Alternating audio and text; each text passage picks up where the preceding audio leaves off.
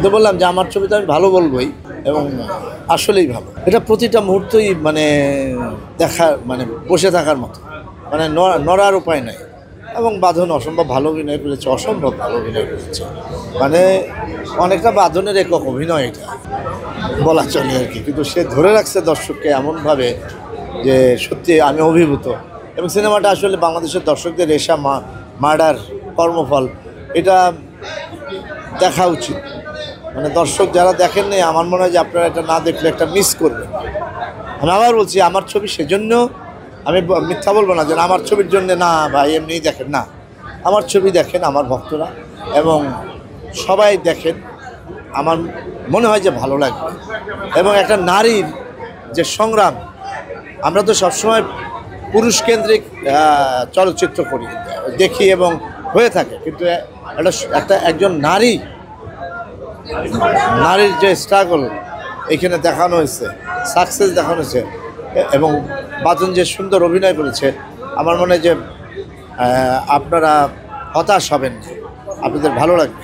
না, এটা উপভোগ করা না, কারণ আমি ওইভাবে তো চিন্তা করি না। আমি আসলে একটা জিনিস করি, যেহেতু আমি থিয়েটার করা মানুষ, 40 বছর হয়েছে আমার থিয়েটারের বয়স, তা আমাদের শেখানো হয়েছে, বা হুমায়ুন আহমেদ যখন আমরা হাসির নাটক করতাম, বুঝছে হাসি, দুঃখ, কান্না, বেদনা, প্রেম, ভালোবাসা এরকম নাটক বা ফিল্ম না, তোমার অভিনয়, তোমার চরিত্রটা তুমি ফুটিয়ে তুলবা। এখানে যে কোনো সিচুয়েশন ছিল, হ্যাঁ, এই ফিল্মের কথা যদি বলি, সিচুয়েশনটা ওরকম ছিল, যে কারণে আমি ওইটা শুধু অভিনয় করেছি। সিচুয়েশনের কারণে অনেকে হাসছে, বা ডায়লগের কারণে অনেকে হাসছে। এখানে আমার মাথায় একবারও মনে হয় না যে এখানে আমাকে হাসাইতে হবে, অথবা কাঁদাতে হবে, অথবা কিছু।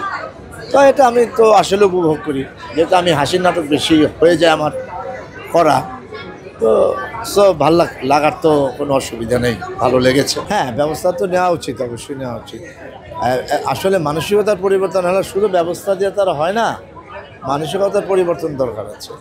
মানসিকতা পরিবর্তন না হলে আমরা ঠিক হবো না। আসলে আমরা একটা নারী কেন্দ্রিক সিনেমা দেখেছি, আমার নিজেরও ভালো লেগেছে। এই ধরনের ছবি আরো প্রয়োজন আছে কিনা, বেশি অবশ্যই করা উচিত। একটা নারী কী করতে পারে তা তো আমরা দেখলাম, এবং এত সুন্দর একটা পরিচ্ছন্ন ছবি, আমি মনে করি যে পরিবার নিয়ে দেখার মতো একটা ছবি, এটা দেখা উচিত মানুষের। ওয়ালটন আবারও মিলিনিয়ার অফারে ওয়ালটন ফ্রিজ কিনে আপনিও হয়ে যেতে পারেন মিলিয়নিয়ার। মিলিনিয়ার ছড়াছড়ি দেশ জুড়ে, এটা শুধু ওয়ালটনই পারে।